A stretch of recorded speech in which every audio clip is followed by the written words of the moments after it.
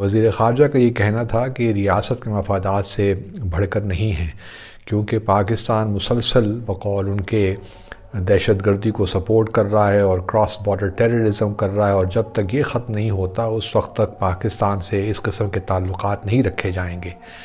یہ بات انہوں نے ایشیا کپ جو پاکستان میں اگلے سال ہو رہا ہے اس تناظر میں کہا، اور کہا کہ بھارت کی ٹیم پاکستان کھیلنے نہیں جائے گی، جس پر پاکستان نے بھی یہ بولا ہے کہ اگر انڈیا پاکستان میں ایشیا کپ کھیلنے نہیں آئے گا تو ہم بھی وہاں پر نہیں جائیں گے۔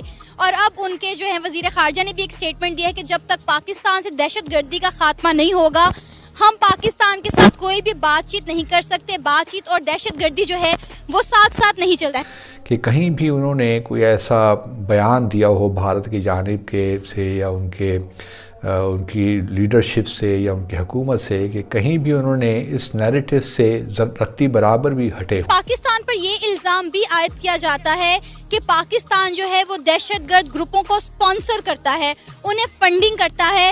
پاکستان اپنے ہمسائے ملک کے خلاف جو ہے وہ دہشت گردوں کو سپانسر کرتا ہے۔ جے ہند دوستوں، آپ سبھی کا سواگت ہے آپ کے اپنے YouTube channel Bharat versus Pakistan میں۔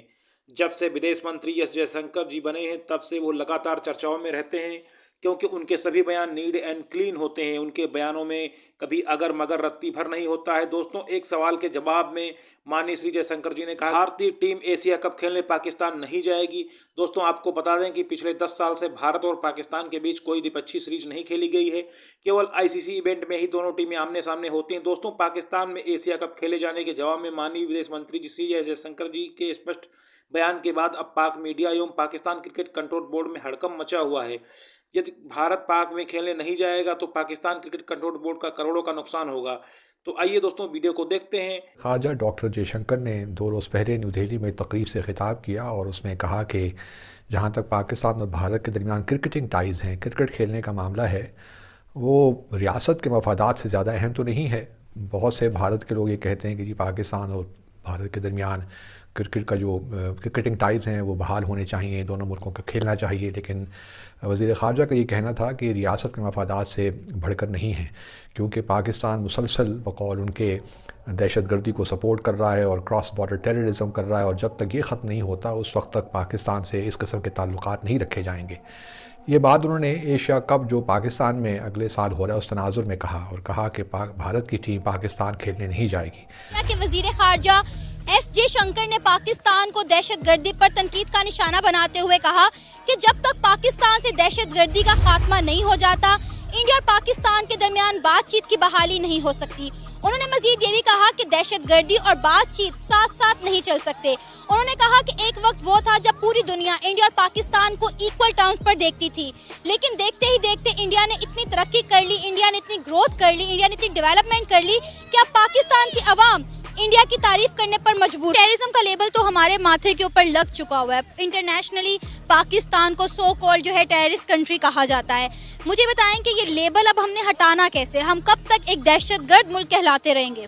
یہ لگ چکا تھا 9/11 کے واقعے کی وجہ سے جو امریکہ میں وہ ہوا تھا، تو اس کی وجہ سے ہمیں ٹیررسٹ کنٹری قرار دیا گیا۔ اس کے باوجود ابھی آپ دیکھیں نا ہماری یعنی کہ مختلف فارمز پہ جا کے ہماری منسٹریز نے ان جا کے پروف کیا ہے کہ اصل میں ہم ٹیررسٹ اسٹیٹ نہیں۔ دوسری طرف پاکستان نے بھی جو ہمارے پاکستان کرکٹ بورڈ کے چیئرمین ہیں رمیز راجہ صاحب، انہوں نے کہا کہ اگر بھارت ایشیا کپ پاکستان میں نہیں کھیلے گا تو پھر پاکستان بھی بھارت جو اگلے سال وہاں پہ ورلڈ کپ ہو رہا ہے 1 ڈے کا، وہ بھی کھیلنے نہیں جائیں گے۔